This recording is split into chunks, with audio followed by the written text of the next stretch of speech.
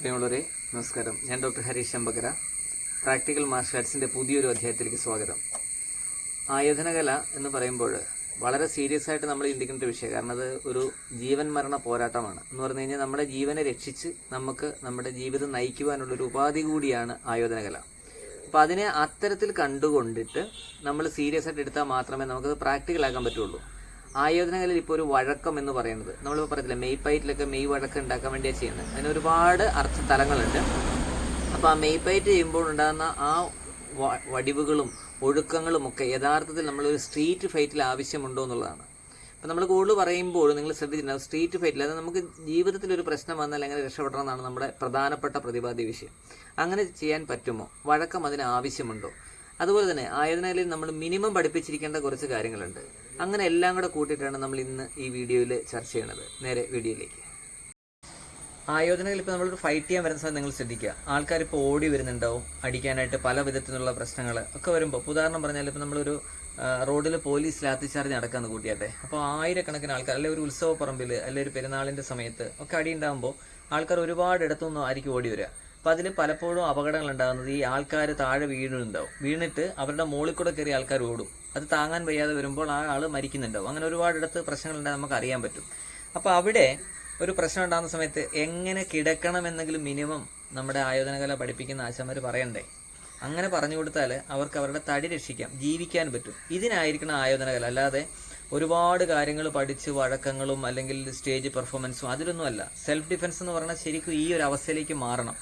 അപ്പോൾ എങ്ങനെയാണ് ഒരു അടി വരുന്ന സമയത്ത് നമ്മളൊന്ന് വീണ് പോയാൽ എഴുന്നേക്കേണ്ടതെന്നും എങ്ങനെ നമ്മുടെ ജീവൻ നിലനിർത്താമെന്നുള്ള കാര്യങ്ങളായിരിക്കും നമ്മൾ പറയേണ്ടത്. അതിൽ പ്രധാനപ്പെട്ട കാര്യം, നമ്മുടെ ബോഡി എന്ന് പറയുന്നത് നമ്മൾ പ്രധാനമായിട്ട് ആയോധനകലയിൽ ഉദ്ദേശിക്കുന്നത് ഇത്ര ഏരിയയാണ്.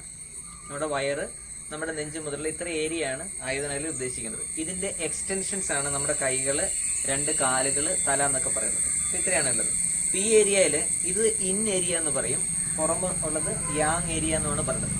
അപ്പോൾ ഇൻ ഏരിയയിലാണ് ഹാർട്ട്, നമ്മുടെ ലങ്സ്, ലിവർ ഇതെല്ലാം ഇരിക്കുന്നത്. കിഡ്നിയാണ് കുറച്ച് പുറകോട്ടുള്ളത്. അപ്പോൾ ഇതെല്ലാം ഫ്രണ്ടിലുള്ളത് കൊണ്ട് ഇതിന് ഇൻ ഏരിയ എന്നും ഇമ്പോർട്ടൻ്റ് ഏരിയ എന്നും നമ്മൾ പറയും.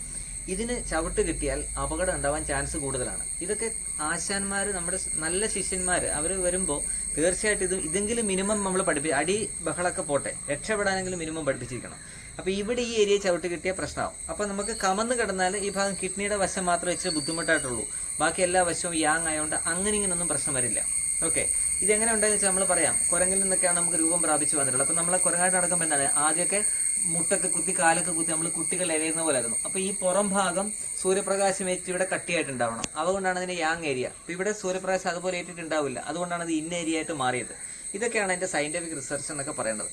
അപ്പോൾ ആ ഏരിയ സ്ട്രോങ് ആയിരിക്കും. നമുക്കറിയാം ഇവിടുത്തെ സ്കിന്ന് സ്ട്രോങ് ആണ്, അത്ര സ്ട്രോങ് അല്ല ഈ സ്കിന്ന്. അതുകൊണ്ട് അടിയുണ്ടായി നിങ്ങളൊന്ന് വീണാൽ എത്രയും വേഗം നിങ്ങളുടെ ബോഡിയെ രക്ഷിക്കാൻ ചവിട്ടുകൾ കിട്ടാതെ നോക്കാൻ പറ്റണം. എത്രയും വേഗം അവിടെ നിന്ന് എഴുന്നേക്കാൻ പറ്റണം. പലപ്പോഴും അങ്ങനെ വരുമ്പോൾ എഴുന്നേറ്റ് പോകാൻ പറ്റില്ല എന്നുള്ളതാണ് സത്യം. അവിടെ എങ്ങനെ എഴുന്നേക്കാവുന്നുള്ളതും എന്തൊക്കെയാണ് നമ്മൾ പ്രൊട്ടക്ട് ചെയ്യേണ്ടതെന്നുള്ളതുമാണ് നമ്മൾ ഈ വീഡിയോയിൽ ചർച്ച ചെയ്യുന്നത്. അപ്പോൾ ഇങ്ങനെ ചവിട്ടിപ്പോകാനുള്ള ചാൻസ് ഉണ്ട്. അപ്പോൾ ആയോധനകലയിൽ നമ്മൾ വയറ് സ്ട്രോങ് ആക്കാനുള്ള പല എക്സർസൈസുകളും അറിയാം, നിങ്ങൾക്കൊക്കെ അറിയാം, നിങ്ങൾ കണ്ടിട്ടുള്ളവരായിരിക്കാം. അപ്പോൾ അങ്ങനെയുള്ള എക്സർസൈസുകൾ കൂടുതൽ കൊടുക്കുന്നത് ഇങ്ങനെയുള്ള പ്രശ്നങ്ങൾ ഉണ്ടാവാതിരിക്കാൻ വേണ്ടിയാണ്. അപ്പോൾ അതിന് പറ്റുന്ന 1-2 എക്സസൈസുകൾ, അല്ല 1-2 എക്സസൈസുകൾ നമ്മൾ കാണിച്ചു തരാം. അതൊന്ന് കണ്ടത്. അപ്പോൾ വയറ് അറിയാതെ നമ്മളൊന്ന് വീണു പോയി, ഇനി അല്ലെങ്കിൽ ചവിട്ടി നമ്മളെ തള്ളിയിട്ടു, അവിടെ വയറിനിട്ടായിരിക്കും അല്ലെങ്കിൽ നെഞ്ചിനിട്ടായിരിക്കും കൊള്ളുന്നത്. അപ്പോൾ ആ ഭാഗം എങ്ങനെ സ്ട്രെങ്ത് ആക്കാമെന്നൊന്ന് മനസ്സിലാക്കി വയ്ക്കണം.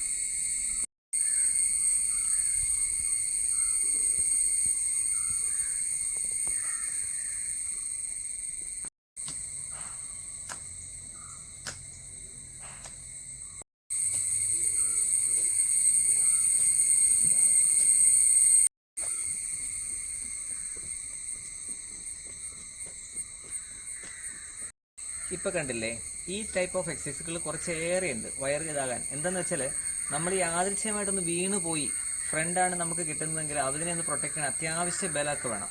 അപ്പോൾ എക്സർസൈസിൻ്റെ ഇമ്പോർട്ടൻസ് വ്യക്തമായിട്ട് പിടികിട്ടിയോ? ഇനിയും അവിടെ നിന്ന് എങ്ങനെ രക്ഷപ്പെടാം എന്നുള്ളതാണ് നമ്മൾ പറയുന്നത്.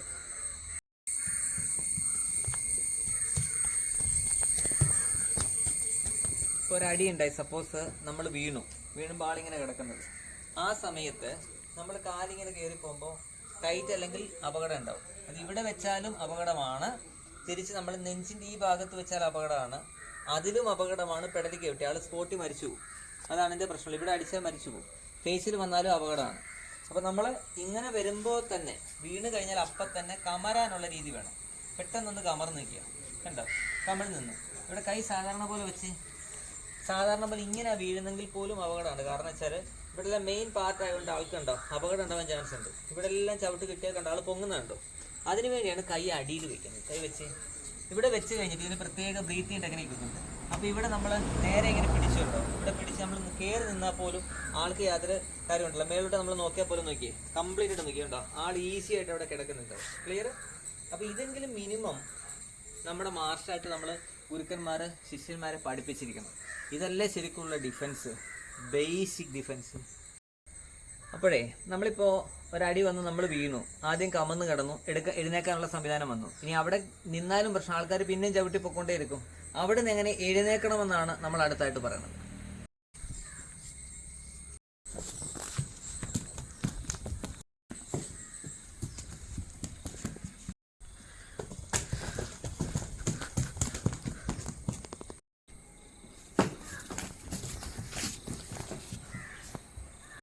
പ്രിയമുള്ളവരെ, ഇത് അടിസ്ഥാനപരമായ കുറച്ച് കാര്യങ്ങളാണ്. ഇത് സാധാരണ നമ്മുടെ മാർഷൽ ക്ലാസ്സുകളിലൊന്നും അങ്ങനെ പഠിപ്പിക്കാറില്ല.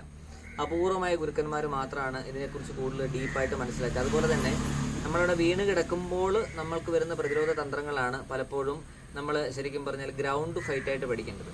അത് വളരെ വ്യക്തമായിട്ട് പൂട്ടുകളും അതുപോലെ തന്നെ ഒരുപാട് കാര്യങ്ങൾ കൂടുന്നതാണ്. രക്ഷപ്പെടുന്ന തന്ത്രങ്ങൾ ഉൾപ്പെടെ നമുക്ക് പഠിക്കാനുള്ളത്. അപ്പം നിങ്ങൾക്കിതൊരു നല്ല അറിവായിരിക്കും. കാരണം സാധാരണക്കാരായ ആൾക്കാർക്ക് എന്ത് വരുമ്പോൾ എന്ത് ചെയ്യണമെന്ന് നമുക്കറിയില്ലല്ലോ.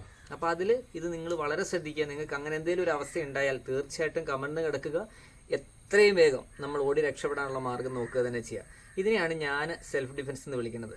എന്തായാലും നിങ്ങളുടെ അഭിപ്രായങ്ങൾ കമൻറ്റ് ബോക്സിൽ രേഖപ്പെടുത്തുക. അടുത്ത പുതിയൊരു അധ്യായവുമായിട്ട്, പുതിയൊരു ചാൻസുമായിട്ട്, പുതിയൊരു ആയോധനകരുടെ ശകലങ്ങളുമായിട്ട് അടുത്ത വീഡിയോയിൽ കാണാം. നന്ദി, നമസ്കാരം. Thank you so much.